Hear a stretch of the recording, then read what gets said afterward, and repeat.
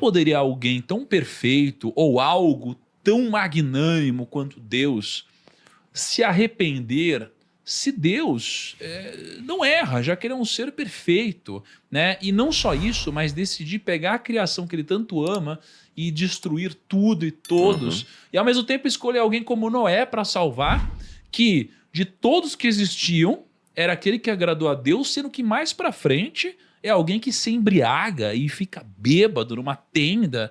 Então assim, qual é a grande explicação para Deus ter decidido destruir tudo? Bom, essa explicação ela pode passar por 3 momentos aqui na história de Noé. A primeira delas, por que Deus se arrependeu? Essa palavra em hebraico, shuv, não é só arrepender no sentido de, opa, dei mancada.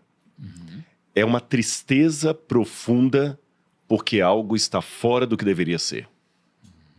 E você sabe que a linguagem humana para descrever o sentimento de Deus, ela está aquém. A Bíblia é Deus falando com sotaque humano. E o sotaque humano, ele é limitado.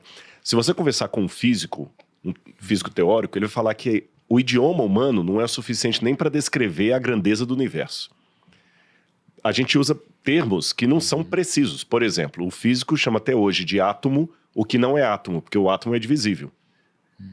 E o átomo significa não divisível. Ele fala de pôr do sol e nascer do sol, mas o sol não se põe nem nasce. Então a nossa linguagem é imprecisa para descrever a realidade. Quando nós falamos, por exemplo, assim, vai viajar? Vai com Deus. Fica com ele também. Vai com Deus, mas se Deus está em toda parte, como é que eu vou com ele? Então você vê que a linguagem é imprecisa para falar Deus. E a Bíblia, então, empresta essa linguagem humana, imprecisa, mas é o único jeito de Deus ser inteligível. Então, algumas expressões de sentimentos humanos são aplicados a Deus, mas Deus tem isso de maneira muito mais profunda do que nós. Deus é pai. Você é pai. Mas Deus é pai de um sentido muito mais absoluto do que qualquer pai da terra. Então Deus sentiu uma angústia, uma tristeza muito grande por algo que não deveria estar assim. A Bíblia fala que os homens foram violentos na época deles e fala que eles, diz aqui o capítulo 6, versículo 1, quando as pessoas começaram a se multiplicar sobre a face da terra, os filhos de Deus, que alguns interpretam como sendo anjos, a gente pode entrar isso daqui a pouquinho, mas para mim não eram anjos, era a descendência de Sete, se apaixonaram pelas filhas dos homens, que eram bonitas, e as tomaram para si. E Deus falou, meu espírito não virá muito tempo sobre eles.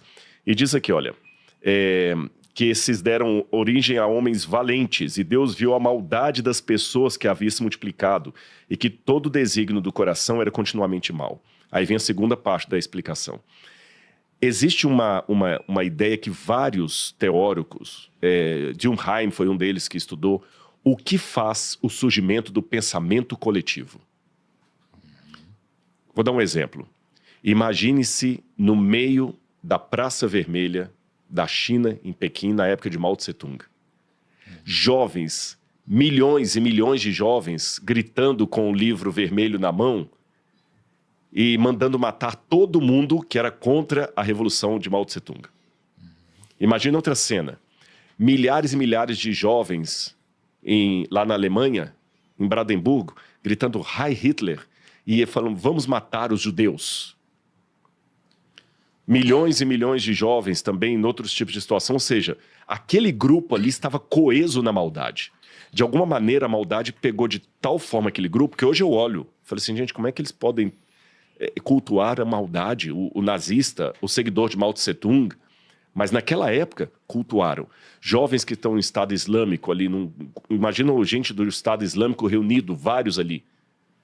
Então, essa cultura coletiva do mal, de alguma maneira, tomou de tal forma a terra, que é como se você tivesse uma terra povoada por seguidores de Mao Tse-tung, ou de Hitler.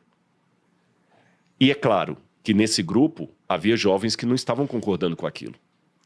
Mas quando o mal se potencializa assim na comunidade, só um remanescente fica fiel. E esse remanescente aqui foi Noé.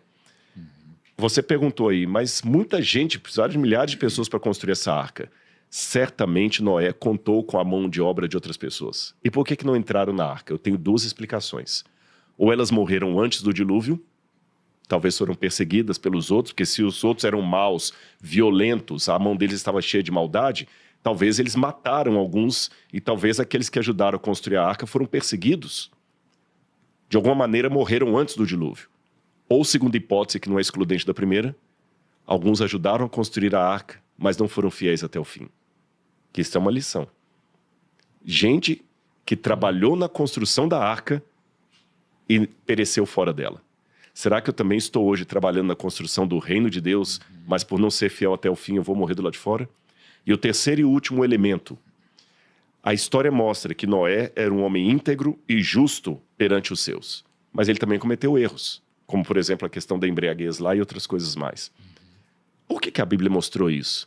Não é que a Bíblia está passando pano nos erros das pessoas, mas ela mostra que os heróis e heroínas de Deus na Bíblia não são aquele tipo impoluto, sabe? Que eles também cometem erro. Eu gosto muito daquela autora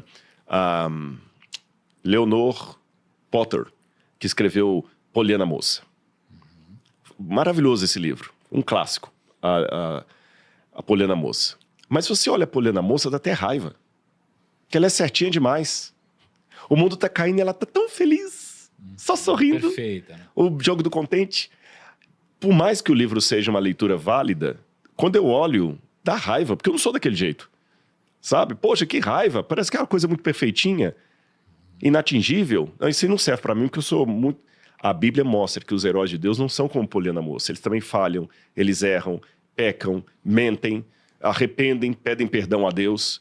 Então, o que diferencia um herói de Deus de um não herói não é a vida perfeitinha, porque o herói também não tem vida perfeita. É o andar com Deus como Noé andou.